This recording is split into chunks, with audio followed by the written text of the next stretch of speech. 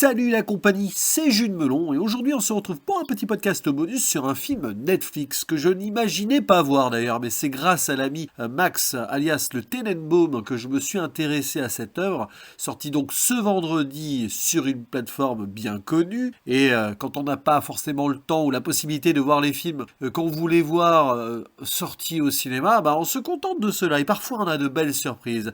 C'est le cas pour ce Train Dreams qui est un film américain indépendant réalisé par Clint Bentley, dont je découvre ici l'existence, coécrit par Greg Kildare, que vous avez pu voir en tant que réalisateur dans Sing Sing, un film assez intéressant aussi, qui avait mis Coleman Domingo en avant en nomination pour les Oscars.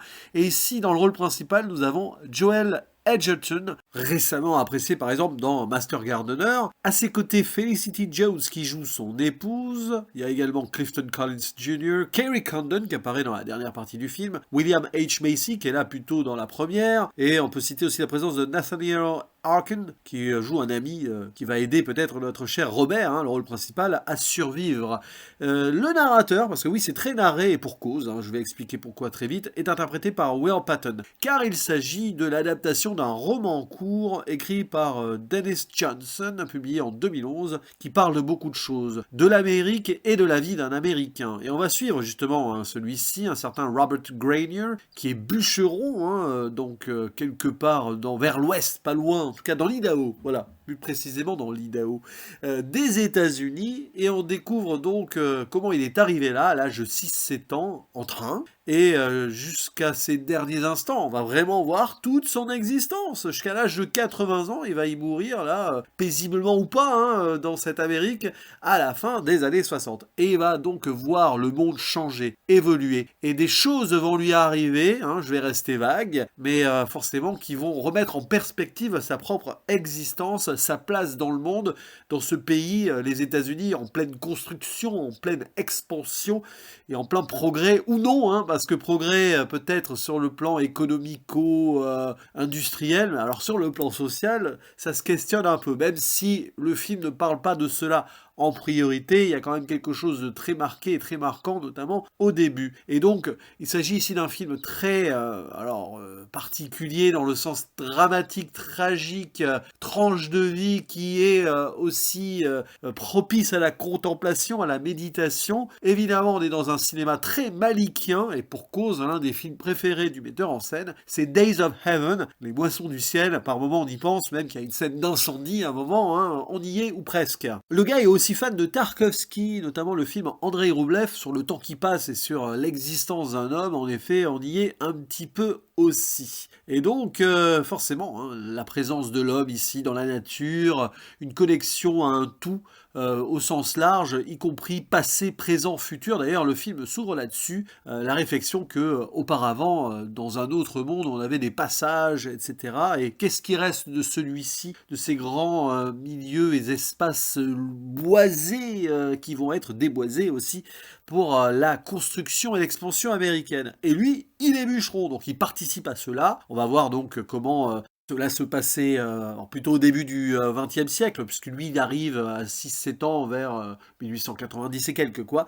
Et après, on verra l'évolution aussi du bûcheronnage, notamment avec une tronçonneuse. Alors, rien à voir avec un certain président argentin, bien sûr, qui apparaîtra dans la dernière partie, quand on sera plutôt dans les années 50-60. Et donc, il est témoin de ça. C'est ça, Robert, c'est qu'il arrive là, il est complètement paumé, il est totalement orphelin, seul, livré à lui-même dès l'âge de 6-7 ans, c'est assez fou. Et il va participer donc à cette révolution de l'Ouest américain et aussi indirectement à la construction des chemins de fer. Le film s'ouvre littéralement aussi sur un souvenir d'enfance qui présente l'expulsion de travailleurs, d'immigrés chinois, car il faut le savoir, à la fin du 19e siècle, un certain Chinese Exclusion Act a acté, c'est le cas de le dire, la première loi officielle de discrimination d'un peuple sur le sol américain, et c'est assez intéressant parce que en ne connaissant pas cette œuvre-là, je ne savais pas que j'allais la voir, Eh bien, je suis entré il y a pas longtemps là, dans toute une séquence autour de l'immigration chinoise avec ma classe de terminale. Donc ça, c'est passionnant indirectement. Un film qui le traite un petit peu, cela c'est très rare aux États-Unis parce que le destin des immigrés chinois à cette époque-là a été très vite occulté. Alors le film le fait aussi un petit peu, mais il en parle au moins. Après, il y a un travailleur chinois avec qui il a fait ami-ami, hein, clairement. Ben, Robert va le voir être agressé, jeté d'un pont. Ça, c'est présent apparemment dans le bouquin de base, mais ici, c'est encore plus brutal. Tant et si bien qu'il va y avoir aussi une certaine hantise derrière. Robert, d'ailleurs, de ses souvenirs passés, de tout ce qu'il va vivre, par moments va avoir des flashs, des cauchemars et des présences. Je vais rester vague. Je vais pas faire de zone spoiler ici, c'est un film qui se vit, qui se ressent plus que qui se raconte. Quand bien même il y a cette narration. Alors, moi, je suis pas tout à fait fan des films narrés très littéraires. Enfin, littéraires adaptés au cinéma, oui, mais qui gardent un peu le projet littérature de voix off. Parfois, ça fait un petit peu vous savez, galvaudé, solution de facilité. Mais là, je trouve que ça fonctionne bien parce que c'est un film qui joue totalement sur le temps, qui avance plus ou moins linéairement tout en revenant par moments à des bribes du passé. Alors, visiblement, dans le livre, c'est encore plus forcé, c'est assez éclaté au niveau de la narration temporelle. Ici, ça reste assez fluide, mais je trouve que finalement, cette voix off, elle ajoute un cachet quasi poétique et contemplatif plus à une histoire qui plutôt est adaptée à cela en fait. Ce passage temporel, alors spatial pas trop parce que clairement on reste alors il y a un jeu aussi, évidemment, entre l'idée de vivre avec sa famille, dans sa cabane avec sa fille, et puis partir sur le chemin au loin et ne revenir que, par exemple, une fois par an. Donc il y a ces va-et-vient constants. Et le temps qui passe, à chaque fois, forcément, il voit sa petite fille grandir, et il passe un petit peu de temps de bonheur, mais derrière, il doit travailler. Et cette idée-là, avec la narration, montre aussi comment il, malgré tout, hein, se construit notre famille avec des travailleurs. On nous présente quelques personnalités, dont le personnage de William H. Macy, qui contemple aussi le temps qui passe, bien sûr. Il y a aussi cet homme venu d'ailleurs, qui vient régler un compte. C'est l'Amérique, évidemment, hein. Il y a un petit une petite insertion du Far West indirectement là par rapport à ça de quelqu'un qui vient d'ailleurs se venger d'un crime racial. Tiens, c'est intéressant. Vraiment, sur des petites bribes comme ça, Clint Bentley et Greg Kuder racontent leur pays et c'est passionnant, c'est fascinant. Il y a quand même un fond derrière. On aurait pu imaginer que ce serait encore plus approfondi, hein, évidemment, mais c'est surtout le destin de ce personnage-là qui est témoin de certaines choses, y compris même arriver au bout de l'évolution très technologique jusque à contempler avec le reflet qui va avec hein, le premier homme dans l'espace. Enfin, je sais pas si c'est le premier homme ou le premier américain, mais quelque chose comme ça en tout cas. Et c'est vrai que c'est assez vertigineux d'ailleurs. Il y a un moment, hein, alors, il n'y a pas de spoil, le temps passe, hein, il va et vient. Alors, je vous dis pas les éléments tragiques ici, mais bon, il y en a certains qu'on voit venir. Mais c'est intéressant, par exemple, vers la fin, il se revoit dans la glace pour la première fois en plus de 10 ans. Et imaginez-vous, voilà, comment vous réagiriez si au bout de 10 ans vous vous revoyez pour la première fois? Déjà qu'on a des fois du mal avec le temps qui passe, mais c'est progressif, vous voyez. Et quand vous imaginez comme ça qu'on pourrait éventuellement se retrouver pour la première fois face à nous-mêmes après tant d'années, alors ça ne nous arrive pas parce qu'on vit dans un monde très moderne et tout, bah, on sait que ça fait peur. Quoi.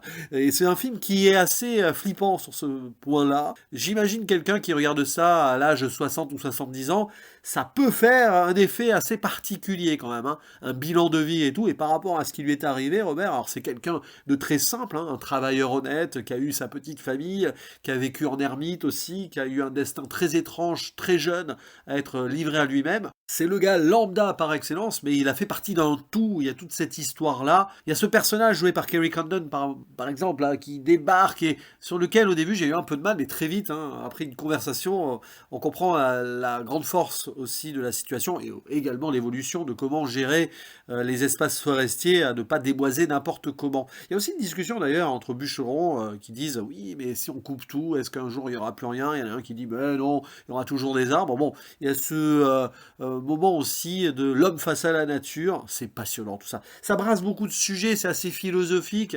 Évidemment, par moments, on regrette que certaines situations ne soient pas plus exploitées parce que bah, ça c'est nous-mêmes et tout. Mais je trouve que c'est super bien géré dans le côté comme ça, étiré dans le temps. On voit beaucoup de choses. Certes, ça passe vite, mais justement, c'est pour montrer aussi que les situations et les moments, qu'ils soient de malheur ou de bonheur, ne font que passer. Et c'est terrible en fait. Ça fonctionne super bien sur le plan cinématographique cinématographique. On voit quand même que le monsieur, il a bien digéré son Terrence Malick et son Andrei Tarkovsky derrière. Et nous avons ici une œuvre importante de cette fin d'année 2025 que je vous invite à voir donc sur Netflix, évidemment, parce que c'est disponible, hein, franchement, sur la plateforme, mais celle-ci ne l'a pas mise en avant, ça c'est sûr. Et puis il n'y a eu aucune promo, surtout. Donc merci à mon cher ami le Tenenbaum d'avoir trouvé cette perle, parce que franchement, il fallait le faire. Mais bon, je crois qu'il l'attendait ce film. Alors, je ne sais pas d'où et comment, parce que je n'en avais pas du tout entendu parler. Mais bon, merci à lui. Et je vous invite à donc voir cela, et si vous l'avez vu, à commenter ce podcast, parce que alors là, c'est littéralement le genre de vidéo, enfin de blabla cinéma, qui risque d'être totalement passé à l'as, tant ce film, je pense, va être peu vu. Donc si vous l'avez visionné, n'hésitez pas à faire vivre cette discussion, hein, monologue ici, mais discussion avec vous, donc ci-dessous, après donc le commentaire posté. Et je vous dis à la prochaine. Ciao.